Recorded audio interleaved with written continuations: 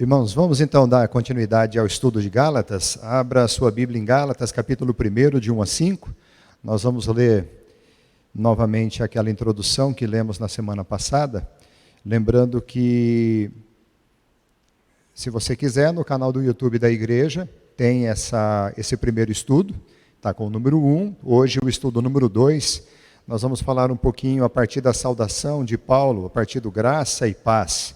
Mas, lendo o texto de Gálatas, capítulo 1, de 1 a 5, diz assim: Paulo, apóstolo não da parte de homens, nem por intermédio de homem algum, mas por Jesus Cristo e por Deus Pai, que o ressuscitou dentre os mortos, e todos os irmãos, meus companheiros, às igrejas da Galácia. Graça a vós outros e paz da parte de Deus nosso Pai e do nosso Senhor Jesus Cristo, o qual se entregou a si mesmo pelos nossos pecados, para nos desarraigar deste mundo perverso, segundo a vontade de nosso Deus e Pai, a quem seja a glória pelos séculos dos séculos. Amém. Como nós já dissemos, esse prefácio, essa saudação, eles trazem bastante informações, e a palavra graça e a palavra paz, elas não são termos sem significado. E Paulo não coloca aqui na sua saudação apenas como muitas vezes nós dizemos, né, graça e paz. É claro que nós falamos com sinceridade de coração. Nós desejamos graça, nós desejamos paz. Mas graça e paz tem uma explicação para o apóstolo Paulo colocar isso aqui. A graça, ela é a fonte da salvação. A graça, ela é a fonte da salvação. Ela é o favor livre de Deus.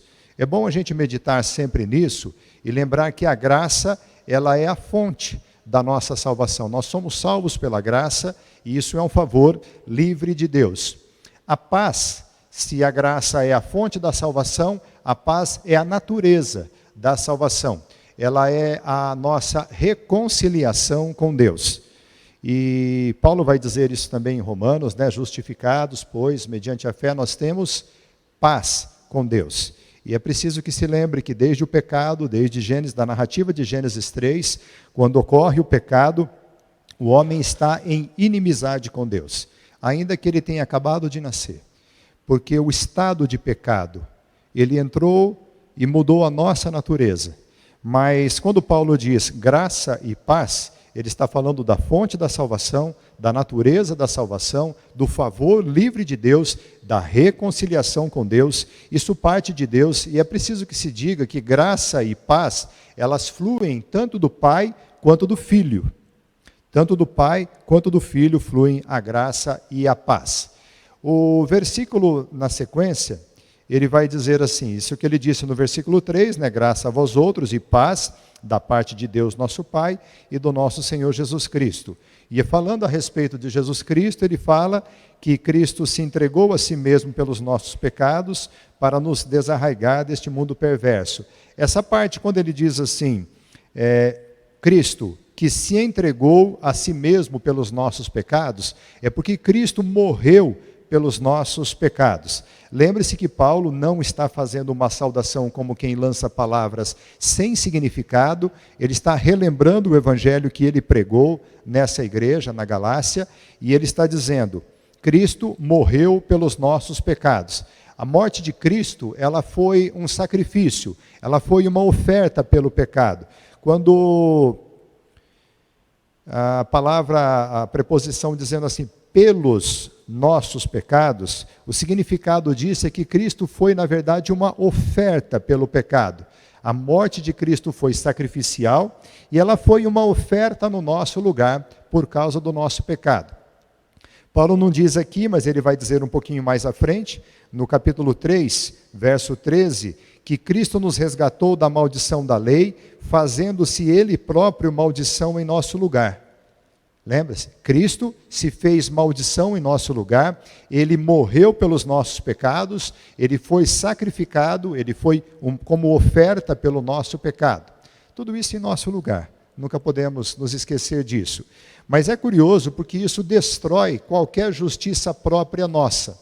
Somos pecadores incapazes de nos salvar. Na mesma medida que você entende que Jesus Cristo morreu pelos nossos pecados, Na mesma medida que nós compreendemos que ele foi oferta pelo nosso pecado, sacrifício em nosso lugar, se fez maldição em nosso lugar, isso tira completamente toda a nossa justiça. E esse é um dos fundamentos da fé cristã.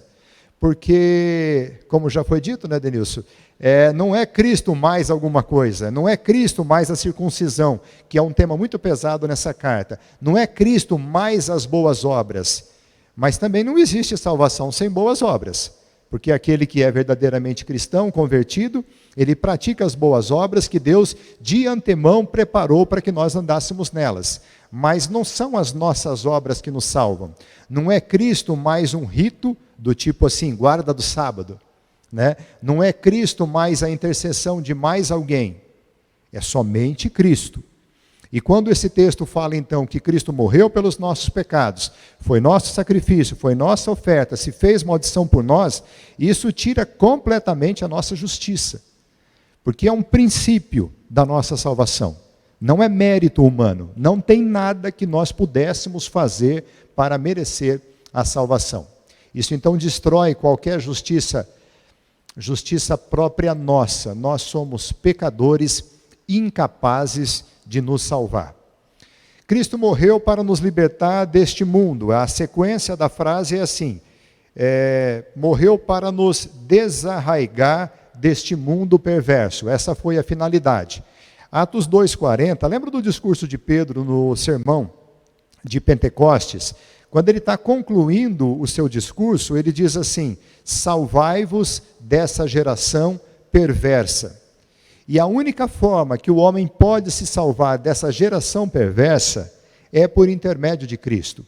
Ele prega Jesus Cristo, o apóstolo Pedro prega Jesus Cristo, e ele dá esse alerta, diz assim, salvai-vos desta geração perversa. O objetivo de Cristo é nos desarraigar desse mundo perverso. Você lembra o que significa desarraigar? É o contrário de arraigar, é o contrário de enraizado, é tirar e tirar com as raízes. Né? Quem aqui nunca teve a obra difícil de tirar tiririca de casa, né? Tiririca do mato. Você tira, você corta, ela nasce bela e formosa. Depois, o que você precisa fazer? Você precisa ir lá no fundo, tirar aquela famosa batatinha que fica lá embaixo. Se você não tirar de lá, ela volta como se nada tivesse acontecido. Então, o que Cristo fez conosco, Paulo diz assim, para nos desarraigar deste mundo perverso, é nos tirar completamente e tirar pela raiz. É desagradável você carpir ou limpar alguma coisa, né?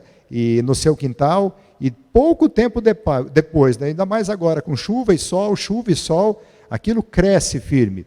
Irmãos, é a mesma coisa em relação a nós. Se Cristo não nos desarraigar, apenas melhorar a nossa aparência, o que acontece? Volta tudo como era antes. Então o que Cristo faz é morrer para nos libertar deste mundo. E ele faz literalmente isso. E Paulo vai dizer que lá em Efésios, que ele ora, ele se coloca de joelho pelos irmãos, ele ora por todos os irmãos, para que nós estejamos arraigados, ou seja, enraizados, alicerçados, edificados em Cristo em amor. E como que Cristo faz isso? Primeiro, ele nos desarraiga deste mundo perverso. É o que Pedro pregou. Nós precisamos nos salvar dessa geração perversa. E a única forma é aquilo que Cristo fez e que Cristo tinha como objetivo. Essa é a tônica da Epístola de Gálatas. O Evangelho é uma libertação. Se os irmãos lembrarem do slogan, do slide, que o pastor Ivan usava quando ele fez esse estudo, no ano passado, era justamente isso, o Evangelho da liberdade. Tinha até o símbolozinho de uma gaiola, de um passarinho livre, porque o Evangelho que faz isso, ele é a libertação. Mas, irmãos, eu não sei se vocês já perceberam até onde vai a gravidade de você entender errado um texto bíblico. Porque a palavra, quando você lê, nos desarraigar deste mundo perverso, é possível você conduzir a conversa para outro significado. Por exemplo, o Evangelho é uma libertação. Libertação do quê? Eu estava ouvindo um pregador essa semana, e ele prega algumas coisas muito complexas. Ele estava falando, por exemplo, que Cristo morreu nós estávamos mortos, melhor dizendo, nós estávamos mortos nos nossos delitos e pecados. E ele usou a palavra mortos para dizer que a nossa mente estava morta. Ele pega aquele texto de Paulo, renovai a vossa mente, e ele diz que o que Cristo fez foi morrer para renovar a nossa mente, nós estávamos mortos. Mas ele traz numa superficialidade, falando que o que Cristo fez foi aqui, na nossa mente. E ele desconsidera, ou pelo menos não apresenta nenhum argumento relacionado ao pecado. Percebem a diferença? A Bíblia, se você olhar para ela, e até queria sugerir isso, vendo que os irmãos estão com a Bíblia aberta, olhem para o texto e tentem entender a sequência, como ela é toda lógica. Paulo está falando uma coisa só. Paulo não está falando aqui de libertação, da opressão dos poderosos. O Evangelho não é a libertação dos meus vícios, a libertação do meu eu, não é a libertação da sociedade, não é a teologia da libertação. Essa libertação é a libertação do pecado. Nós estávamos mortos nos nossos delitos e pecados, e Cristo precisou morrer pelos nossos pecados para nos libertar, para nos desarraigar deste mundo. O tema total é pecado. E eu digo isso porque, à medida que você tem contato, por exemplo, com redes sociais, e você ouve diversos pregadores, e infelizmente, não foi só bons pregadores que foram divulgados durante a pandemia. Durante a pandemia, muitas igrejas prepararam estudos e apresentaram um evangelho verdadeiro. Muita gente teve contato a bons pregadores, fiéis pregadores e expositores da palavra de Deus. Mas teve muita coisa ruim também, atingindo até membros da nossa igreja.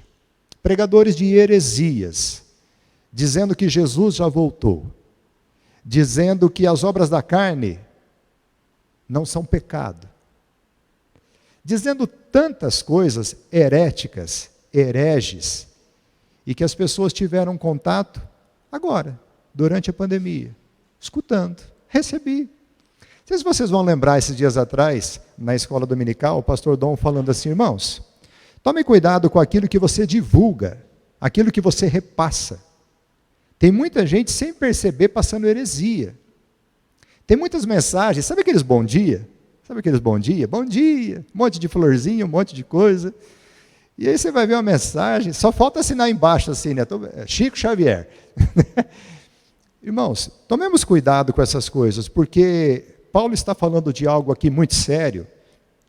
Paulo não está enchendo linguiça na sua carta, assim, falando, né? Sabe quando o professor pergunta assim para nós, na faculdade: o que você tem a falar a respeito da complexa teoria da relatividade?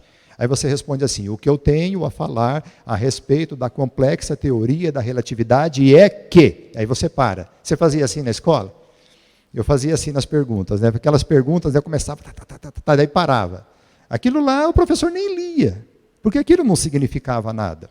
Mas a palavra de Deus, ela tem significado. E Paulo está colocando aqui um fundamento tão interessante, porque ele está falando que Cristo se entregou a si mesmo. Ele fez uma oferta voluntária, e ele fez isso pelos nossos pecados, por causa dos nossos pecados. Porque o plano de redenção começa em Gênesis 3, versículo 15, por causa do quê? Por causa do pecado. O problema todo é o pecado. E o que Paulo está dizendo é que Cristo fez isso para nos desarraigar. E a tônica da epístola é: o evangelho é uma libertação. Salvai-vos desta geração perversa.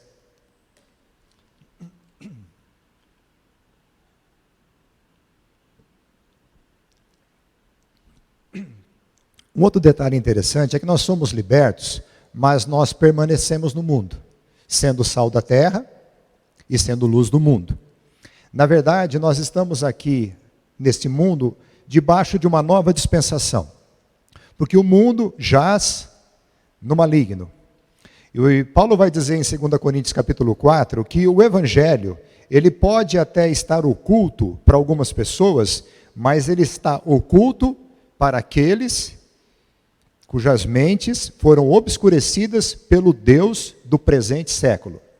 É como se fosse uma dispensação de condenação. E aí você ouve o Evangelho, e aí você crê no Evangelho, e aí você é desarraigado deste mundo perverso. Deus faz contigo assim, Ele tira você do império das trevas, Ele traz você para o reino do Filho do seu amor, onde há redenção, onde há remissão de pecados. Você está agora debaixo de uma nova dispensação, mas você continua neste mundo, porque há uma missão neste mundo, para sermos sal da terra e para sermos luz do mundo.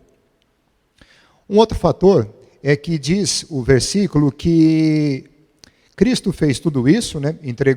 Se entregou a si mesmo pelos nossos pecados, para nos desarraigar deste mundo perverso, e Ele fez isso segundo a vontade de nosso Deus e Pai.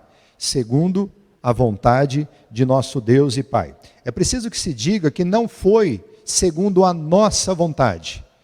Essa ideia de estar mortos em delitos e pecados, morto não tem desejo, ele não faz nada.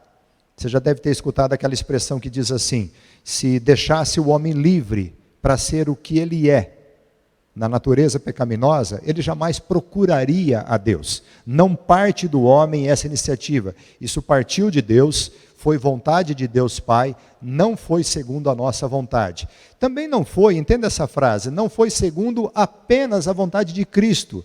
Não foi somente Cristo que teve essa vontade de nos salvar, mas foi pela vontade do Pai e pela vontade do Filho. O texto está dizendo assim: segundo a vontade de nosso Deus e Pai. Onde está então a vontade do Filho? Olha de novo o versículo. Se entregou a si mesmo. Você poderia ficar mais redundante ainda, dizer assim: se entregou-se a si mesmo. Só para reforçar que Jesus disse assim: ninguém tira a vida de mim, eu a dou voluntariamente. Cristo fez isso por sua própria vontade. Ele não fez isso por heroísmo, ele não fez isso para ser mártir, ele não fez isso por apenas obediência ao Pai, mas ele fez por vontade dele, ele se entregou a si mesmo. E ele fez isso pela vontade do Pai e a vontade do Filho. Tem um texto nos Evangelhos, quando um jovem se aproxima de Jesus e diz assim: bom mestre. O que Jesus diz para ele? Por que me chamas bom? O Pai é bom. E ali eu sei que a gente tem um pouco de dificuldade de entender aquilo. Na verdade, os Salmos diz assim: ó, provai e vede que o Senhor é bom. O Senhor é bom. Com efeito, o Senhor é bom. O Senhor é bom. Quando aquele jovem se aproxima de Jesus e ele diz assim: bom mestre, o que farei para herdar a vida eterna? É porque ele está querendo jogar sobre Jesus aquilo que deveria estar sobre o Pai.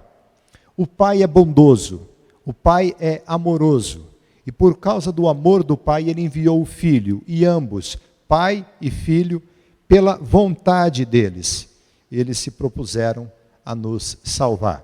Isso tudo, então, foi segundo a vontade de nosso Deus e Pai, subentendido também a vontade do Pai e do Filho. Na cruz, a vontade do Pai e do Filho estavam em perfeita harmonia. Cristo não estava ali dizendo: puxa vida, por que isso? Ah, mas e aquela expressão de Jesus quando ele diz assim: Pai, se possível, afasta de mim esse cálice, sem que eu o beba. Contudo, seja feita a tua vontade.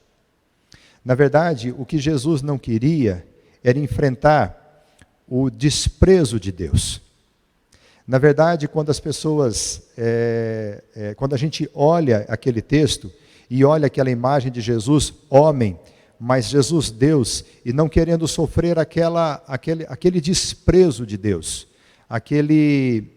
quando ele diz assim: Eloi, Eloi, lama sabachthani, Deus meu, por que me desamparaste? Ali ele foi feito maldição no nosso lugar. Mas ele diz: eu dou a minha vida, e eu mesmo a posso reaver, porque esse mandato eu recebi do meu Pai.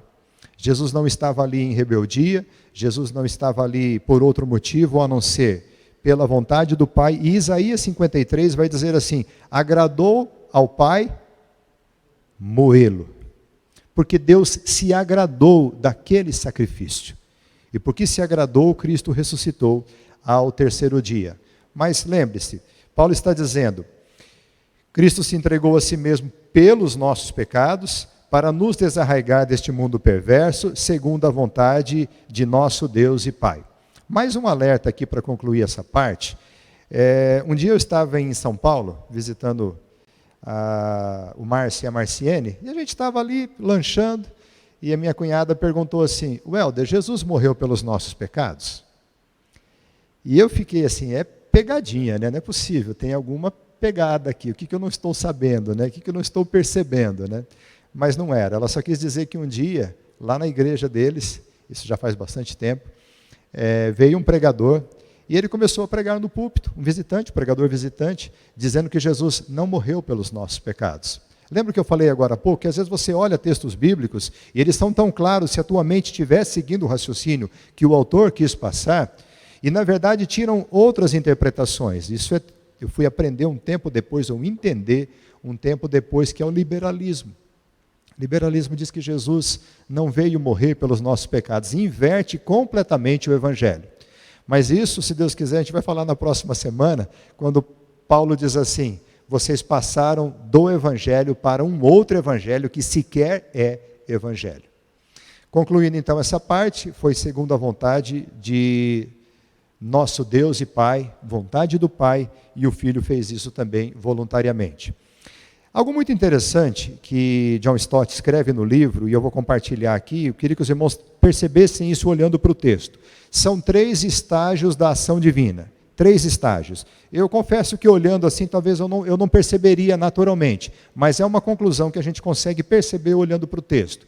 Primeiro, a morte de Cristo, pela vontade do Pai e do Filho, na história. Esse é o primeiro estágio da nossa redenção. Na história, houve um dia, eu gosto muito de Paulo, eu gosto muito de Efésios, quando Paulo diz assim, que Deus fez convergir em Cristo, na dispensação da plenitude dos tempos, todas as coisas, tanto as do céu como as da terra. Ou seja, houve um dia, houve uma data, houve um amanhecer, houve um entardecer, houve um dia em que Deus fez tanto as coisas do céu, quanto as coisas da terra, na plenitude dos tempos, todas elas convergirem para Cristo. Porque um dia, na história, houve uma cruz, houve um sacrifício, houve uma morte. E esse é o primeiro estágio da ação divina. O Pai enviou o Filho justamente para isso, e o Filho vai e cumpre a missão para a qual ele veio, o mandato que ele recebeu. Então, o primeiro estágio da ação divina é a morte de Cristo na história. O segundo estágio é o testemunho apostólico. Olha, no início, quando no versículo 1, Paulo diz assim, Paulo, apóstolo ou enviado, mensageiro, não da parte de homens nem por intermédio de homem algum, mas por Jesus Cristo e por Deus Pai. Perceba que nesse estágio, novamente, o Pai e o Filho estão juntos e eles comissionam os apóstolos para que deem o testemunho. E no discurso de Pedro, lá em Atos capítulo 2, ele vai dizer assim, aquele que vocês mataram, o Senhor Deus Pai o glorificou, o exaltou e o ressuscitou dos mortos, e nós somos testemunhas. O apóstolo Paulo, que perseguia a religião cristã, entendendo que era uma seita, que era uma incorreta interpretação, ele está ali no caminho de Damasco, e Jesus aparece para ele e diz assim, eu sou a quem você persegue. Como se dissesse assim, eu estou vivo. E os apóstolos receberam essa missão de testemunhar e fazer o testemunho apostólico nas Escrituras. Então, segundo, a ação divina foi enviar apóstolos, o Pai e o Filho, para que escrevessem nas Escrituras o testemunho. E é isso que nós estamos fazendo hoje, meditando num texto, meditando numa palavra. Lembra quando nós falamos na quinta-feira passada? Uma pequena carta, escrita para umas igrejas pequenas, numa região tão distante de nós, para uma pessoa que nem era tão importante na época, e nós estamos dedicando tempo para estudar, porque ela é a palavra de Deus, é o testemunho apostólico. E o terceiro, tenta imaginar, se você consegue imaginar, qual que é a terceira ação. É o dom da graça e da paz que é dado a nós, que só é possível pela obra da cruz, testemunhada pelos apóstolos. Houve um dia que você ouviu essa palavra, que o Espírito Santo agiu no seu coração pelo poder de Deus, porque é Deus quem chama de forma irresistível, chama no coração, chama na mente, para que você creia e você receba esse dom que nós dissemos no início, a graça que provém de Deus e a paz, a reconciliação com Deus. Percebe como isso são estágios que estão escritos aqui, nesse texto? Fala da morte de Cristo, ele diz, Cristo morreu por nós. Fala do testemunho apostólico, ele fala, eu fui chamado como apóstolo. E fala de graça e paz, que até hoje, passado quase 2000 anos da pregação disso, de Paulo para os Gálatas, ainda hoje surte efeito. Ainda hoje você ouve, ainda hoje você crê, ainda hoje você prega. E você, por causa da existência do dom de graça e paz, que nós podemos crer e pregar esse evangelho. Porque Jesus Cristo que disse, ide, pregai o evangelho a toda criatura, eu estou convosco, todos os dias, até a consumação dos séculos. É porque já existiu na história um dia em que Cristo morreu, já existiu um dia na história que os apóstolos testemunharam e escreveram nas Escrituras, e existe hoje o dia, o tempo oportuno para que as pessoas ouçam essa palavra e creiam. Paulo vai terminar dizendo uma doxologia, né? A Deus Pai seja a glória pelos séculos dos séculos. De novo, fazendo uma relação com Efésios, no capítulo 2, Paulo diz, versículo 7, que Deus vai mostrar nos séculos vindouros a suprema riqueza da sua graça em bondade para conosco em Cristo Jesus. Na medida que nós temos consciência dos nossos pecados, e isso só pode acontecer por obra do Espírito Santo, nós estivermos de fato convencidos que não há justiça em nós, que não há nada que poderíamos fazer, que nós precisamos crer em Cristo, saber que Ele morreu pelos nossos pecados, saber que Ele levantou testemunhas para que nos pregassem essa palavra, e saber que o Espírito Santo age hoje ainda nas nossas vidas, somente assim nós podemos então ser salvos deste mundo, desarraigados desta geração perversa. Algumas aplicações que nós poderíamos fazer, já concluindo o estudo. Primeiro, jamais desconsidere os prefácios e as saudações na palavra de Deus. Além de auxiliarem no entendimento da epístola, elas também trazem doutrina fundamental. Volto a dizer, irmãos, Paulo não está apenas fazendo um cabeçalho de uma carta. Não está fazendo apenas um cabeçalho.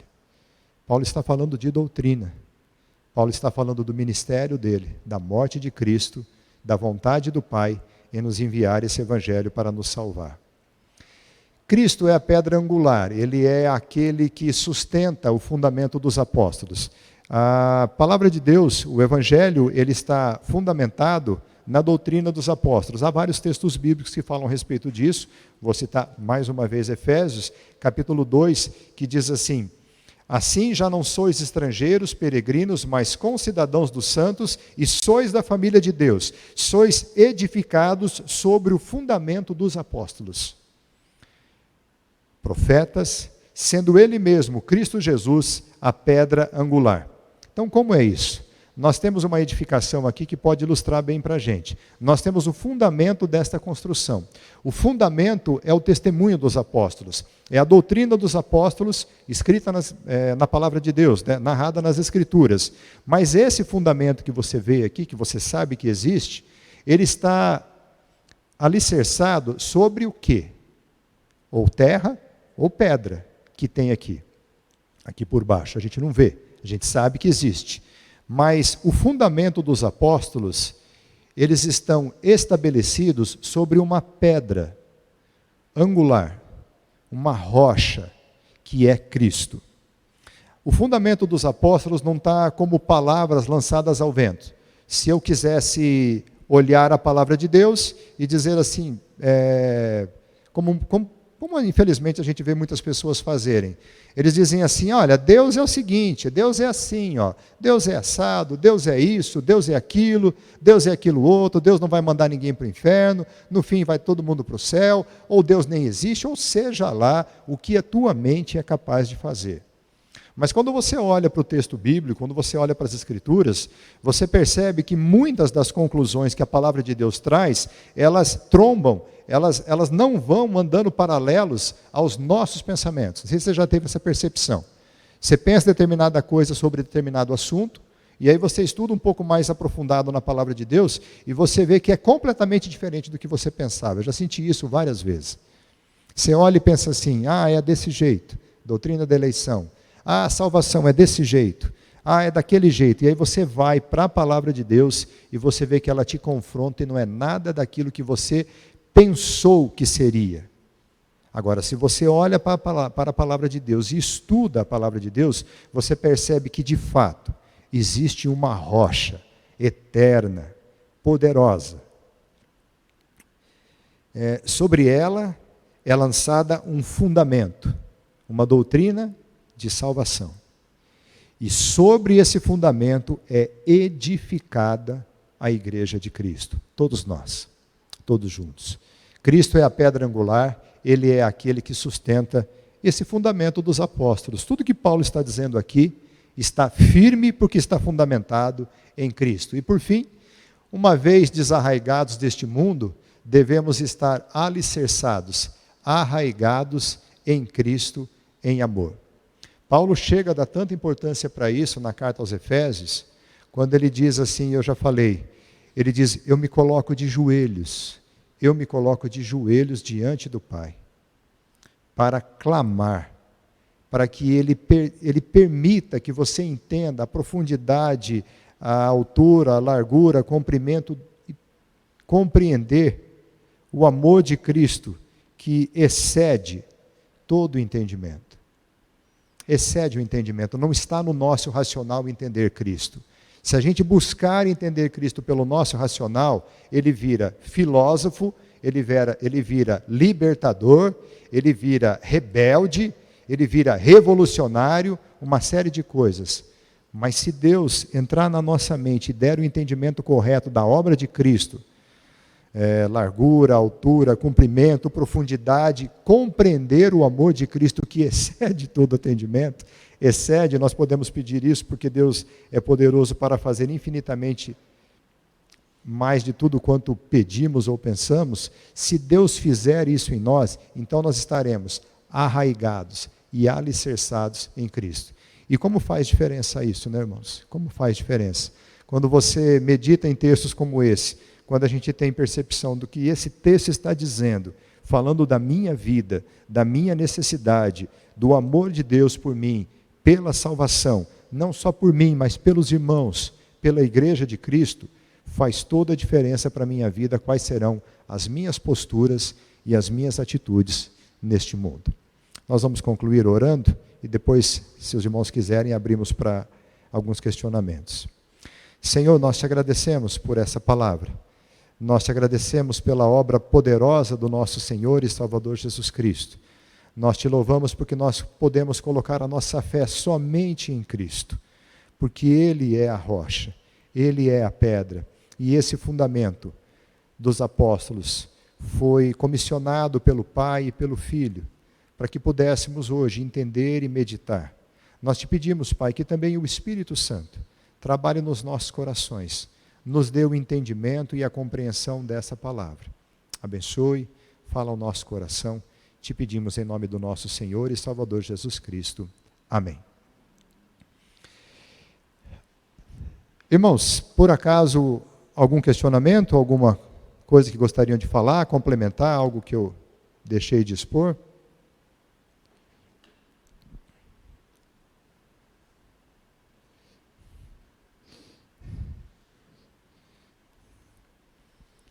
Se não tiver nenhum... Denilson, por enquanto pode se arrumando para a gente cantar o hino 93, somente ponho a minha fé na graça excelsa de Jesus. Deixa eu perguntar uma experiência para vocês. Vocês já tinham percebido a questão de prefácio e saudação, a importância que tinha? Alguém já tinha falado, não, eu sempre percebi que tinha isso mesmo? Alguém percebeu assim, não, de fato foi muito interessante tudo isso? Tinham percebido já o quão importante é um prefácio e uma saudação? Já tinham percebido isso? Não tinha? Oi? O prefácio de Efésios, aquele textinho pequeno, né? Não é interessante, irmãos, a gente parar e meditar? Não sei se está sendo bom para vocês, se vocês têm visto, se eu tenho conseguido transmitir aqui a ideia da importância desse texto, porque a gente tem aquela noção, eu tenho aquela noção assim, os irmãos já sabem que Cristo morreu pelos nossos pecados e tudo mais, mas por que Paulo dá tanta ênfase a isso? Por que tanta importância para tudo isso? Senão de que isso é a essência do cristianismo.